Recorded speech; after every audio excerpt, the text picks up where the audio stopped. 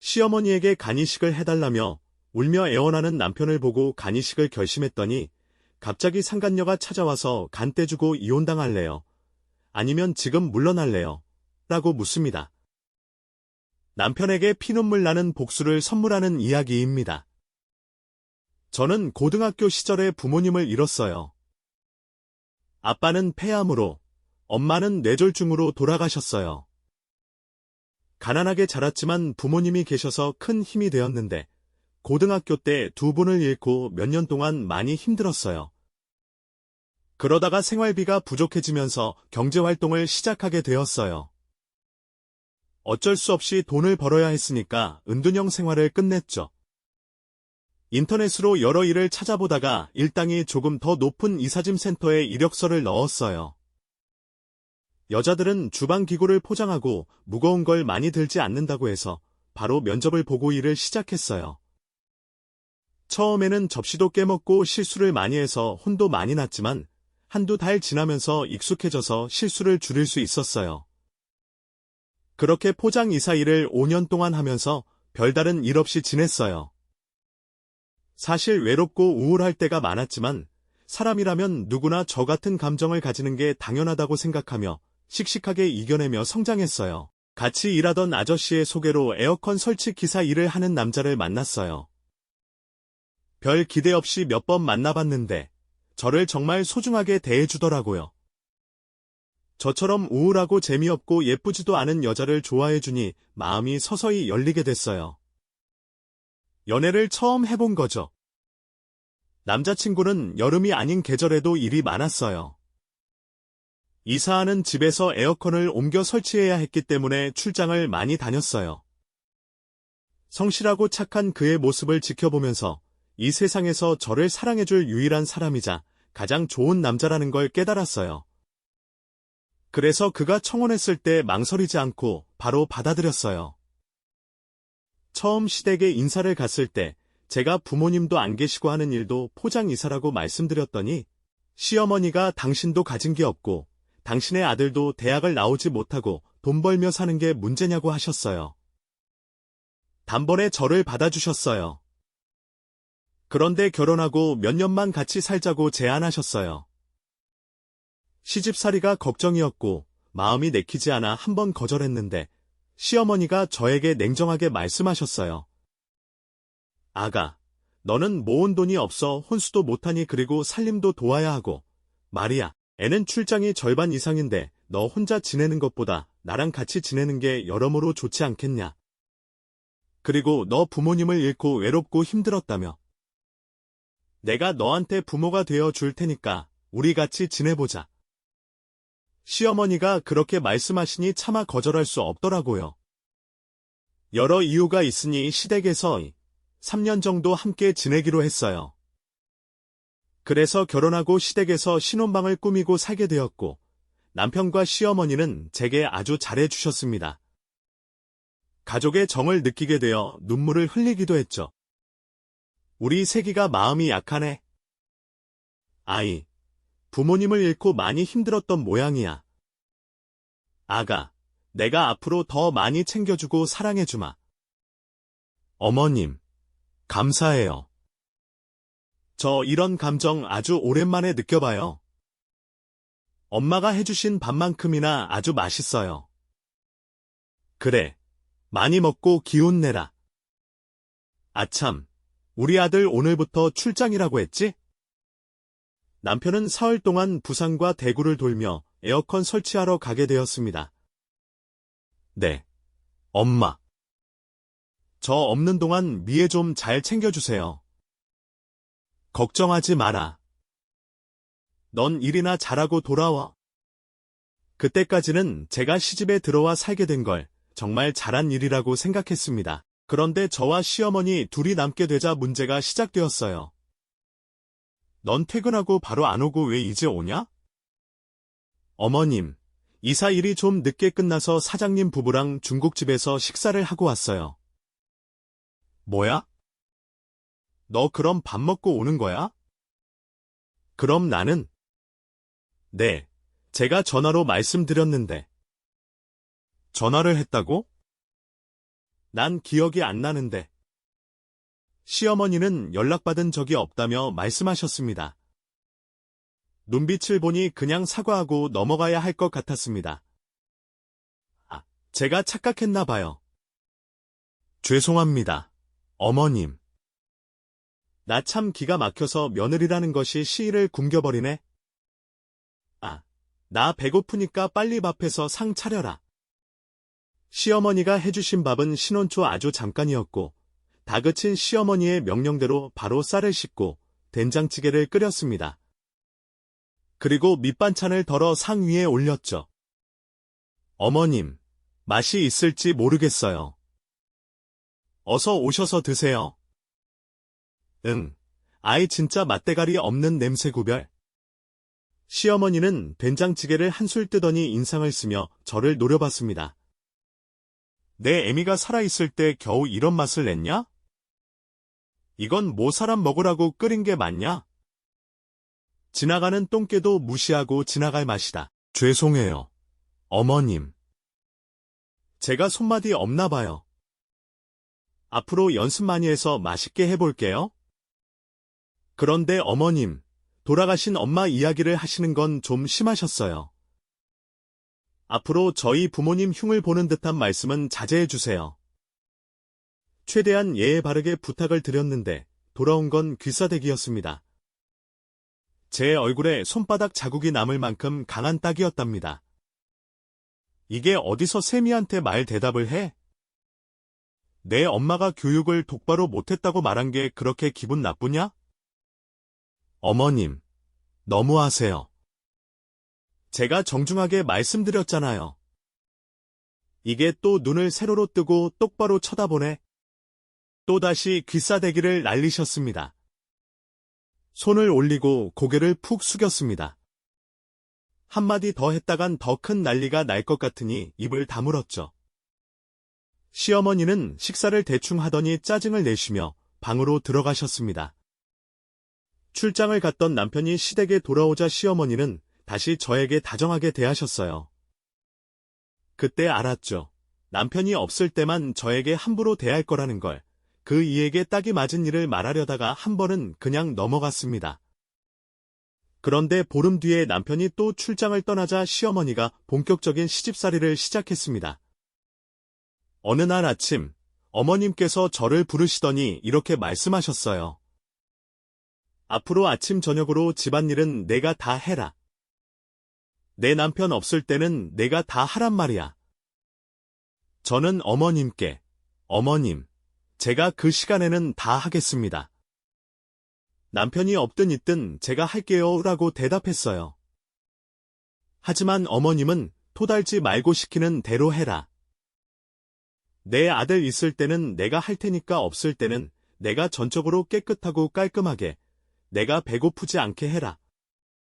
일 끝나면 다른 짓 하지 말고 바로 들어와라. 알겠냐? 라고 말씀하셨어요. 저는 네, 어머님, 잘 알겠습니다. 라고 답했어요. 하지만 어머님은 남편이 없을 때만 저를 부려먹었어요. 남편은 한 달에 보름 이상을 출장 가 있으니 괴로운 시간이 많았죠. 제가 뭔가를 할 때마다 돌아가신 부모님을 들먹이며 할 줄 아는 게 없네, 그것밖에 못하냐 라고 모욕적인 말씀을 자주 하셨어요. 참다 못해 남편에게 말했어요. 여보, 우리 분가할 수는 없을까? 남편은 분가? 왜? 무슨 일 있어? 으라고 물었어요. 저는 어머님이 조금 불편하게 막말을 자주 하셔서 마음이 좀 안 좋아 라고 답했어요. 남편은 엄마가? 우리 엄마는 남한테 화 한 번 내신 적이 없는 분인데. 당신 진짜 이야기를 지어낸 거야? 라고 물었어요. 저는 아니거든.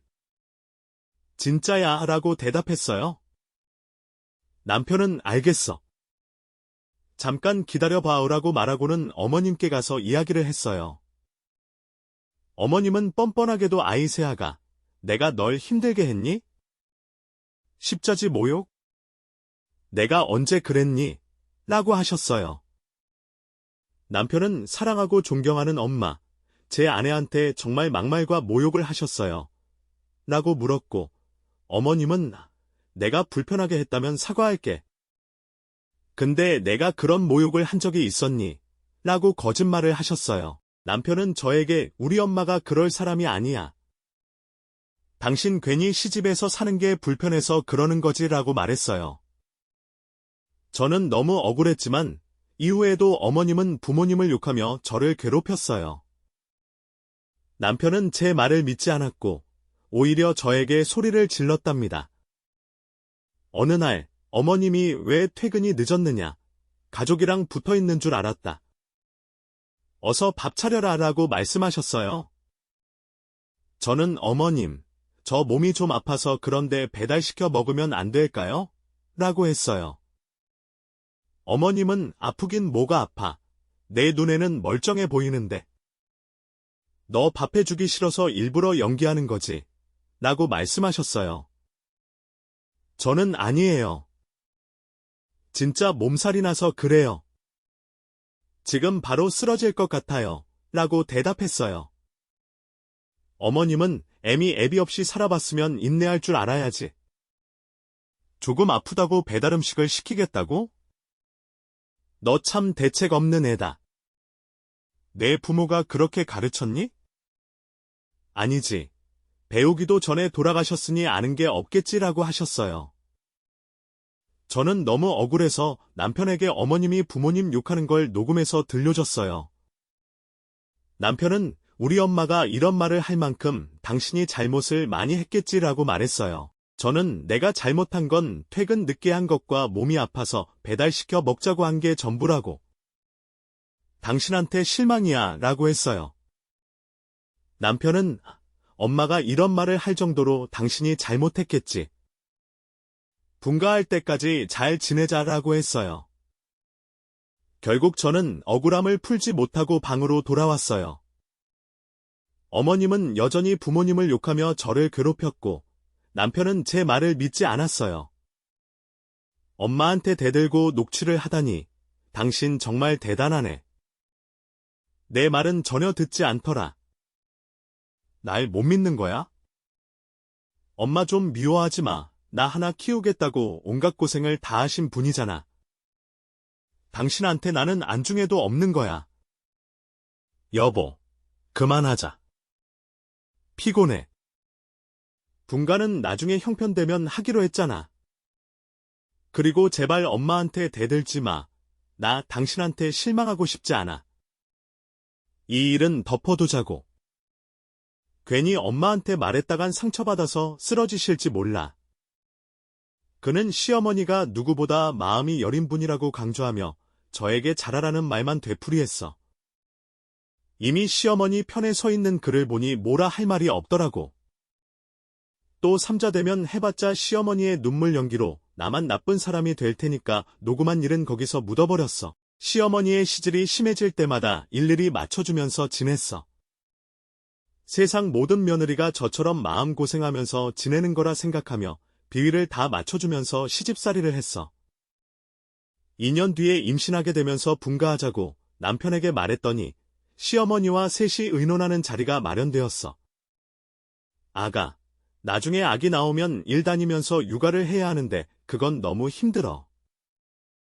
내가 손주를 키울 테니 여기서 조금 더 지내라. 나중에 애가 크면 그때 분가하는 게 좋겠다. 엄마 말씀이 맞네. 여보, 우리 형편의 맞벌이를 안 할 수 없으니 여기서 몇 년 더 지내자. 나중에 애가 크면 그때 분가하는 게 좋겠어. 아니, 나는 꼭 분가하겠어. 편하게 쉴 집이 필요해. 제 대답에 시어머니가 말씀하셨어. 너 웃긴다. 내 집에서는 편하게 쉬지 못했다는 거니? 솔직히 불편한 적이 많았어요. 저희 분가시켜주세요. 돈도 많이 모았고 저도 꽤 모았으니 알아서 분가하겠습니다. 내가 이렇게 말리는데도 꼭 그래야만 하겠냐? 저는 고개를 끄덕이며 무조건 분가하겠다고 대답했어. 그런데 남편이 예상치 못한 사정을 말하더라고. 아, 여보. 내가 일을 열심히 하긴 했는데 돈은 모으지 못했어. 뭐? 그게 무슨 소리야? 당신이 아니라잖아. 아, 그게 우리가 결혼하기 전에 엄마가 장사를 하다가 폐업을 하셨는데 그때 생긴 빚을 내가 갚느라 돈을 하나도 모으지 못했어. 뭐라고? 나한테는 그런 말 한 적 없잖아. 아, 좋은 일도 아니고 당신이 결혼 거절할까봐 숨겼어. 미안해. 말도 안 돼. 당신 지금 거짓말하는 거지? 어머님이랑 계속 같이 살고 싶어서 꾸며낸 말이지? 그러자 남편은 통장에서 빚 갚은 내역을 전부 다 오픈했어. 모아둔 돈은 진짜 얼마 없더라고. 이게 가진 돈이 전부야. 미안해 여보. 조금만 더 엄마한테 신세 지자. 제가 모은 돈은 겨우 몇천만 원이었는데 그 돈으로는 전세는 꿈도 꾸지 못하니 결정권이 없었어. 대출을 받아 나가자고 했더니 그가 이미 시어머니의 빚을 갚으려고 은행 대출을 받았고 갚는 중이라 힘들 거라고 했어. 저는 제대로 뒤통수를 맞은 기분이었어. 갈 곳이 없으니 하는 수 없이 시집살이를 이어가기로 했어. 이듬해 예쁜 아들을 낳게 되자 세상에 무서울 게 없었어. 자식을 위해서라면 그 어떤 존재라도 제가 이길 수 있을 것만 같았거든. 그런 용기가 생겨서 시집살이를 이어갔어. 제가 일을 간 사이에 아들을 봐주는 건 시어머니의 몫이었는데 수고비까지 챙겨드려서 믿고 맡기게 됐어. 그런데 시어머니는 육아를 너무 대충대충 하셨어. 어머님, 다녀왔습니다. 애가 우는 소리 전혀 안 들리는데요? 그러게. 먹이고 재웠는데 왜 웃는지 모르겠다.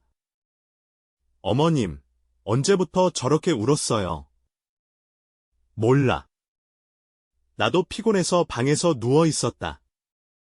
방으로 달려가서 요람에 누워있는 아들을 안아올리자 이마에서 열이 펄펄 끓고 있었어. 시어머니한테 말도 안 하고 병원으로 달려갔어. 다행히 큰 이상이 없어서 약을 먹이고 열을 내렸어. 이 사실을 남편에게 말했더니 또 시어머니 편을 들더라. 나이든 시어머니가 아기 보는 게 보통 힘든 게 아닐 텐데 왜 그렇게 난리냐고. 당신은 어머님 생각만 하는 거야. 내가 좀 더 늦게 왔더라면 아이가 더 심하게 아팠을 거라고. 애가 원래 아프면서 크는 건데 뭘 그런 걸로 호들갑이야. 뭐? 당신은 이 상황에서도 어머님만 중요해? 그만하자. 나 피곤해. 내일 가려면 새벽에 일어나야 하니까 잠 좀 자자. 제 말을 들어주지 않는 남편 때문에 오장육부가 뒤틀리는 기분이었어. 그날 이후 저는 아들을 어린이집에 맡기게 되었습니다. 시어머니께 맡겼다가 큰일 날까봐 걱정이었어요. 시어머니는 왜 그런 짓을 했냐고 묻지도 않고 오히려 잘 됐다고 하며 진작에 어린이집에 보내지 그랬냐며 볼멘 소리를 하셨어요. 그래서 시어머니 때문에 소갈이하면서 시집살이를 했습니다. 분가하려고 몇 번이나 남편을 설득했지만 효자인 남편은 자꾸 미루기만 했습니다. 그러다 세월이 흘러 제 아들이 10살이 되던 해에 아주 충격적인 일이 벌어졌습니다. 제가 조금 이른 퇴근을 해서 집에 들어갔더니 시어머니가 제 아들의 머리를 쥐어박고 있더라고요. 어머님, 지금 뭐 하시는 거예요? 하고 물었더니 시어머니는 훈계 좀 하고 있었다. 애가 공부는 안 하고 놀기만 하길래 혼 좀 냈다라고 하셨어요. 아무리 그래도 머리를 때리면 어떡하냐고 했더니 원래 애들은 매도 맞아가면서 크는 거야 라며 당당히 말씀하셨어요. 그게 처음이 아니라고 생각되어 제 아들에게 할머니가 자주 때렸냐고 물어보니 그동안 수없이 맞았고 비밀로 하지 않으면 가만두지 않겠다고 강요까지 받았다고 하더군요. 제가 아들의 몸을 보면서 다친 흔적이 없었는데 알고 보니 머리만 쥐어박았던 것입니다. 이 일을 그냥 넘어갈 수 없어서 남편이 출장에서 돌아오자 확실하게 제 의사를 밝혔습니다. 남편에게 더는 못 참으니 가든 이혼을 하든 중 하나를 선택하라고 했습니다. 남편은 소리를 버럭 지르며 애들은 원래 맞기도 하는 거야 라고 말했지만 지금 시대가 어느 시대인데 그런 말을 하냐며 분가와 이혼 중 하나를 고르라고 강하게 말했습니다. 남편은 끝까지 돈이 없다며 미루기만 했습니다. 그렇게 시간이 지나고 결국 시어머니가 암에 걸렸다는 소식을 듣게 되었습니다. 병원에서 빨리 이식 수술을 받아야 한다고 했습니다. 남편은 저에게 검사를 받아달라고 부탁했지만 저는 단호하게 거절했습니다. 그동안 시어머니와의 좋지 않은 기억들이 많았기 때문입니다. 그러나 시어머니가 눈물을 흘리며 살려달라고 애원하자 여러 감정이 교차하더군요.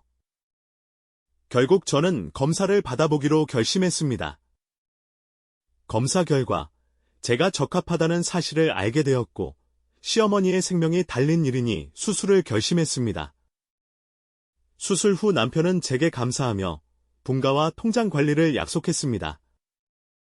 비록 시어머니와의 기억은 좋지 않았지만 생명을 살린다는 마음으로 수술을 결심한 저의 선택이었습니다. 대단하네. 알겠어. 내가 어머님 살려드릴게. 대신 앞으로 나한테 진짜 잘해라. 응. 뭐든 다 해줄게. 진짜 고마워. 그는 눈물을 흘리며 고마워했고 시어머니도 지난 일을 모두 사과하며 감사 인사를 전했습니다. 그렇게 수술 날짜가 다가왔고 긴장되어 잠을 설쳤습니다. 산책을 하러 병원 밖을 나갔는데 누군가가 제 옆을 따라왔더군요. 수술이 내일이죠? 네. 그런데 누구세요? 저요. 언니를 살려줄 사람이요. 언니라니, 누구신지 말씀해 주시죠. 제가 어떻게 전해야 할지 몰라서요. 아니다. 그냥 다 털어놓고 언니 인생 구해줄게요. 언니 남편 박태식 씨의 애인이에요. 뭐요? 애인. 왜요? 못 믿겠어요? 태식 씨가 성실하고 보수적이어서 바람 피울 거라 생각 못 하셨죠? 그런데 저랑 태식 씨 오래된 연인이에요. 출장 간다고 할 때마다 제 집에서 지냈어요. 제가 대구에서 살고 있거든요. 갑자기 찾아온 상간녀가 불륜을 저지르고 있었다며 말하길래 진짜 어이가 없었습니다. 많이 놀라신 모양이네, 언니. 시어머니한테 간 이식 해주지 마요. 그냥 이혼하세요. 이봐요. 그를 불러서 직접 물어야겠다. 입 다무세요. 언니, 듣던 대로 성깔 있네? 제가 증거 보여줄게요. 상간녀는 핸드폰을 꺼내더니 남편과 바람 피우는 사진을 친절하게 다 보여주더군요. 증거는 확실했고 그동안 속고 살아온 걸 알고 분노가 치솟았습니다. 아이, 나쁜 자식. 지방 출장 간다며 상간녀 집에서 지냈던 거야? 아, 진짜 뒤통수 3개 맞았네. 이봐요, 상간녀. 이걸 왜 다 고백하는 거죠? 왜냐하면 박태식 그 인간이 나 말고도 다른 여자들이랑 바람 피웠어요. 여자가 한둘이 아니에요. 서울에도 있고, 대전에도 있고, 충청도 전라도에도 있어요. 완전 카사노바라니까요? 제가 상간녀들 뒤에서 증거 다 잡아냈어요. 당신 따귀를 날리려고 했는데 이야기가 복잡하고 궁금해지네요. 그래요. 다 말해봐요. 언니, 그 자식 유부녀 킬러예요. 상간녀들 죄다 유부녀예요. 사실 저도 주말 부부인 유부녀예요. 상간녀는 그의 불륜 증거를 다 보여주더니 남편을 먹이자고 하더군요. 언니, 제가 죽을 죄를 지었지만 모든 걸 바로잡고 싶어요. 언니, 그 인간 혼내줍시다. 내가 언니의 복수 도와드릴게요. 남편에게 배신감이 들었고 당장 상간녀를 조져버리고 싶었지만 이 여자의 말을 들어보기로 했습니다. 제가 상간녀들을 남편들에게 연락 돌려서 박태식 그 인간을 응징해 줍시다. 그리고 언니는 그 인간 엄마한테 간이식 해주지 말고 소송해서 이혼하세요. 위자료를 아쉽지 않게 받을 수 있을 거예요. 아주 웃기는 여자네. 간이 배 밖으로 나왔나 봐. 나한테 이런 제안하는 거 무섭지 않아요? 에이, 지금 제 제안이 솔깃한 거 다 알아요. 그 인간 엄마 때문에 고생한 것도 다 알아요. 이번 기회에 둘을 정리해버리고 복수하세요. 제가 도와드릴 테니까. 기가 차고 어이가 없지만 상간녀의 말대로 응해주기로 결정했습니다. 잠시 상간녀에게 기다리라 하고 병원으로 올라가서 옷을 갈아입고 나왔어요. 그리고 학원에 있던 아들을 데리고 상간녀가 잠시 머물고 있는 호텔에서 지내기로 했어요. 수술 당일에 사라진 저 때문에 병원은 난리가 났답니다. 남편에게 전화가 와서 받았더니 어디냐고 당장 병원으로 돌아오라며 소리를 고래고래 질렀어요. 당신 어딜 간 거야? 아, 수술 시간이 다가오는데 왜 연락도 없이 사라진 거야? 아, 당신 엄마 간이식 그거 안 하려고. 아, 여보. 이제 와서 그게 무슨 소리야? 당신 왜 그러는 거야? 마음의 준비가 안 됐어. 여보, 수술은 나중으로 미루고 일단 오늘은 그냥 지나치고 내일 문자로 찍은 장소로 와. 당신 마음이 심란했구나. 뭐, 수술하는 게 쉬운 게 아니니까 이해해, 여보. 그런데 또 미루면 안 돼. 내일 내가 찾아갈 테니까 병원으로 같이 가자. 알겠지? 그래, 오늘 하루만 봐주고 내일 데리러 와. 저는 상간녀가 시킨 대로 남편을 공터로 데리러 오라고 주소를 문자로 보냈습니다. 자, 내 남편이 걸렸어요. 내일 공터로 온다네요.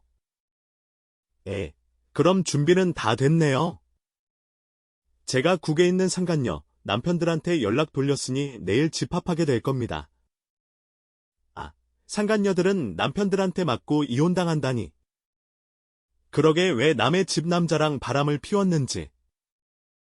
당신도 마찬가지 아닌가? 언니, 내가 폭로에 다 알게 된 거잖아요. 나 아니었으면 아무것도 모르고 수술하셨을 거라고요. 아, 그렇지. 생각해보니 당신이 큰 도움이 되었네요. 아무튼 내일 응징 기대할게요. 눈앞에 있는 상간녀를 더 이용해야 하니 절대로 화를 내지 않았습니다. 이튿날 상간녀가 부른 상간녀, 남편들이 공터에 집합했습니다. 이글거리는 눈빛으로 몸을 풀고 있었답니다.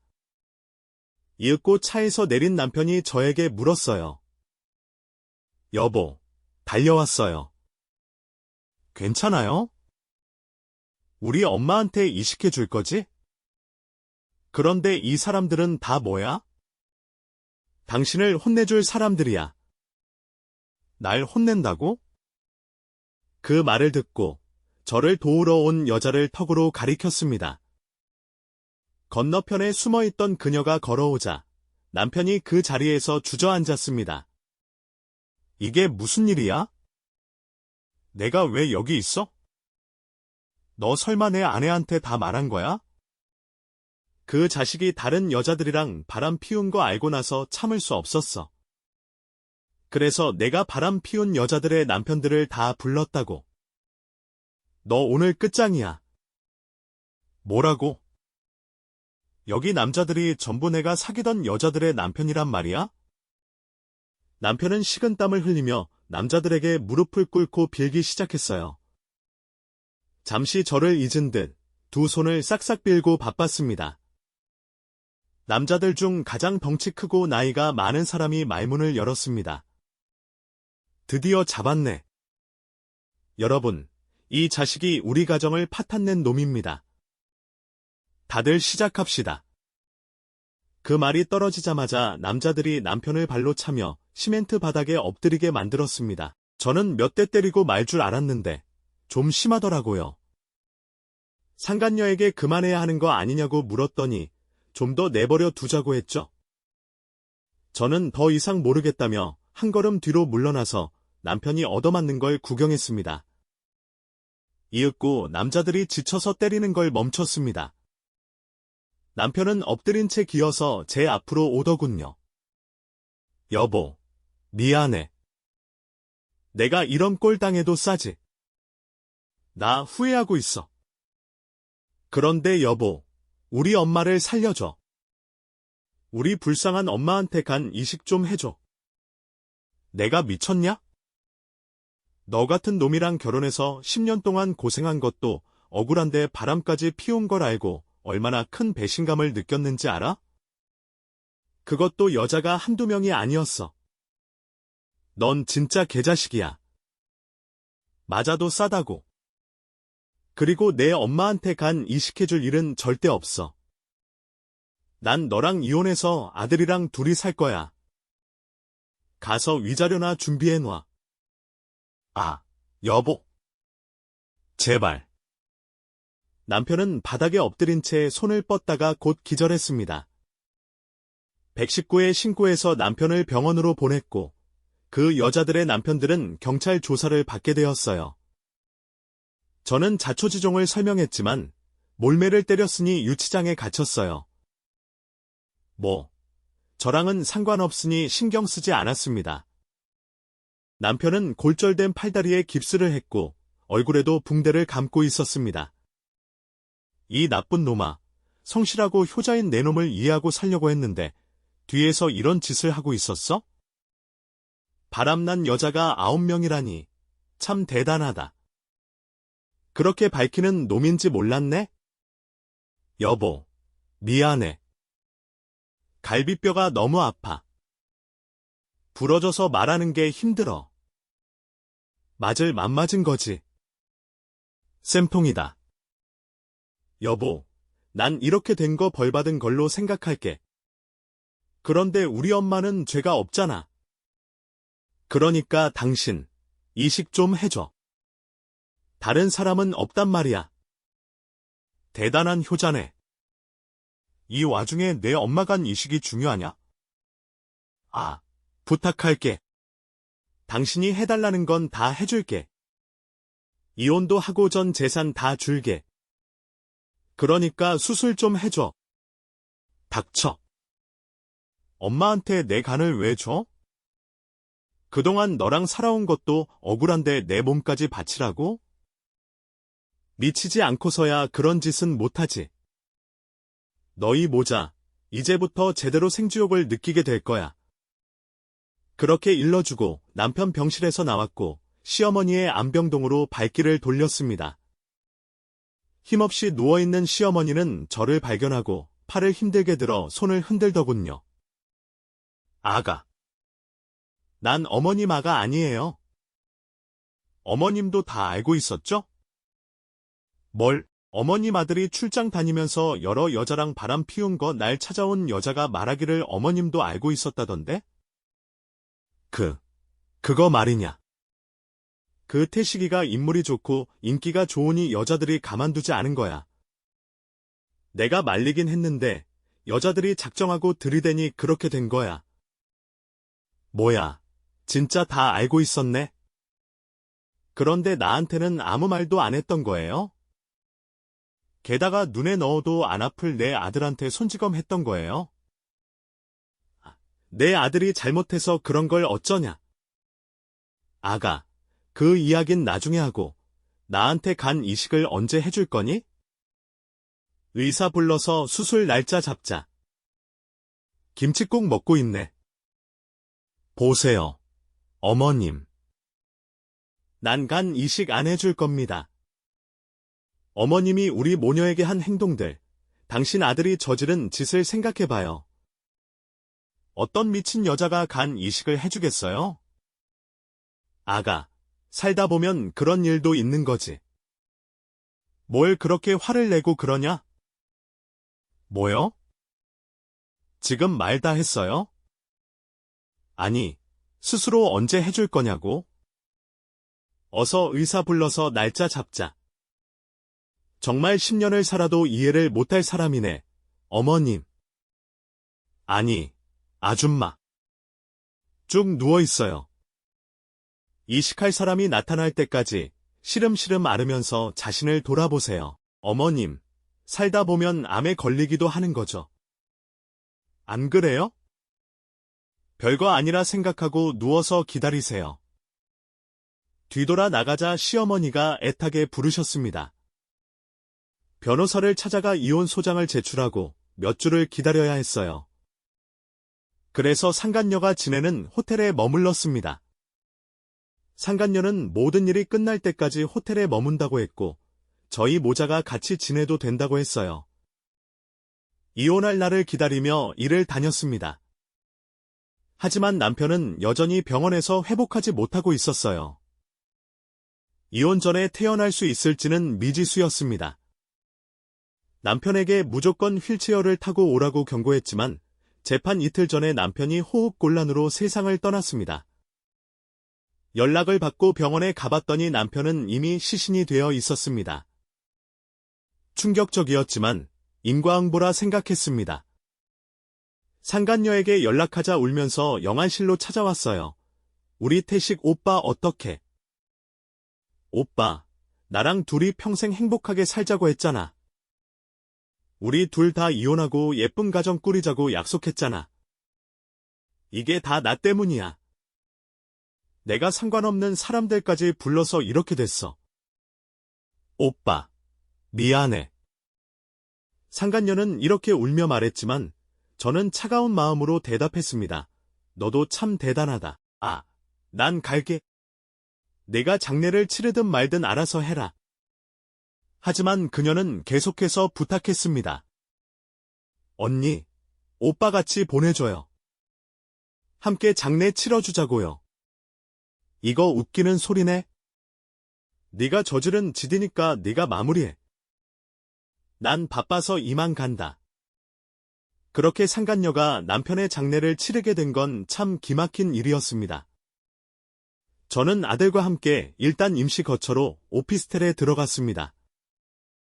건물주가 한두 달만 지내도 좋다고 해서 고민하지 않고 들어갔죠. 그 후 남편의 사망 신고를 하고 보험회사에서 보험금을 수령한 후 변호사를 찾아가 남편의 재산을 상속받았습니다. 전부 해서 30억 가까이 되었더라고요. 돈을 벌어봤자 아무 소용이 없다는 생각이 들었지만 돈이 주는 위로로 인해 모든 걸 털어버릴 수 있었습니다. 시어머니가 입원한 병실에 가서 남편의 소식을 전하자 오열하며 난리가 났습니다. 내 아들이 그렇게 되다니 말도 안 돼. 하지만 저는 차갑게 말했습니다. 다 뿌린 대로 거둔다죠. 그간 때린 남자들은 과실치사죄로 입건되었고 곧 재판이 있을 겁니다.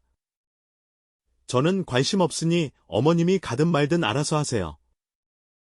내 몸이 이런데 어디 가겠니? 아가, 내 아들이 떠났는데 나마저 죽게 내버려 두지 않겠지? 간 이식을 해줘라. 어머님, 아들이 저승에 갔는데 살고 싶으세요? 지금 간 이식을 해달라는 말이 나와요? 정말 대단하시네요. 저는 이 말과 함께 남편의 전 재산을 상속받았다고 알려드렸습니다. 어머님은 소용이 없으니 저에게 수술해달라는 말을 하지 말라고 했습니다.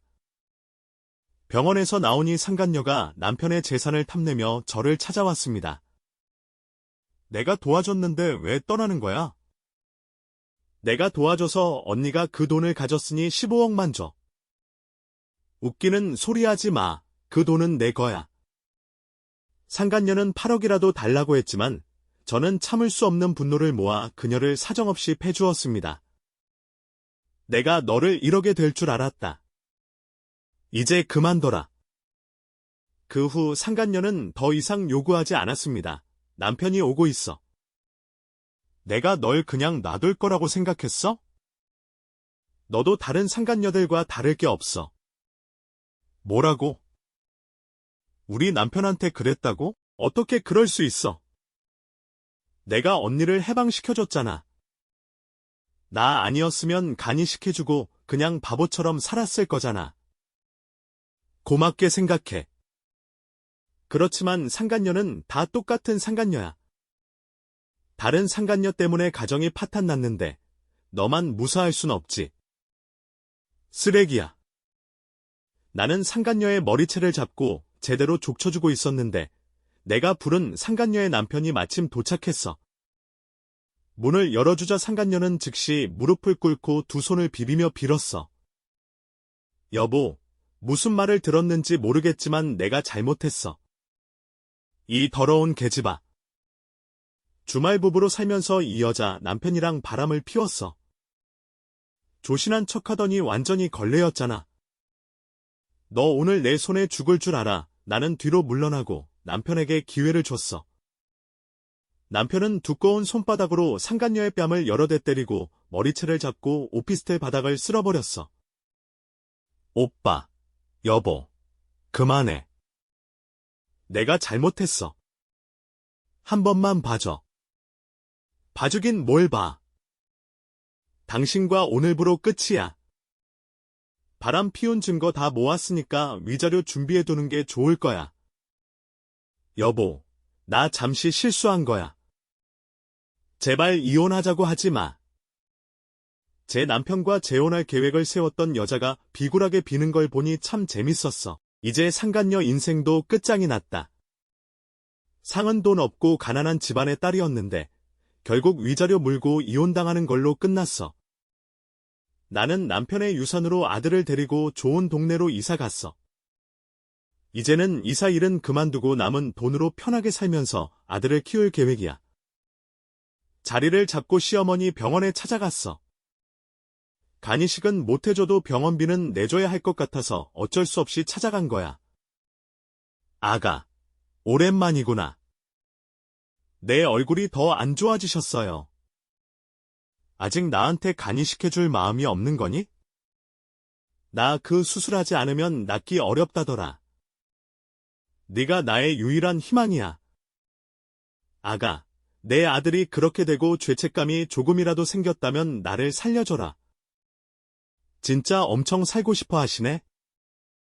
어머님, 아무리 빌어도 소용없어요.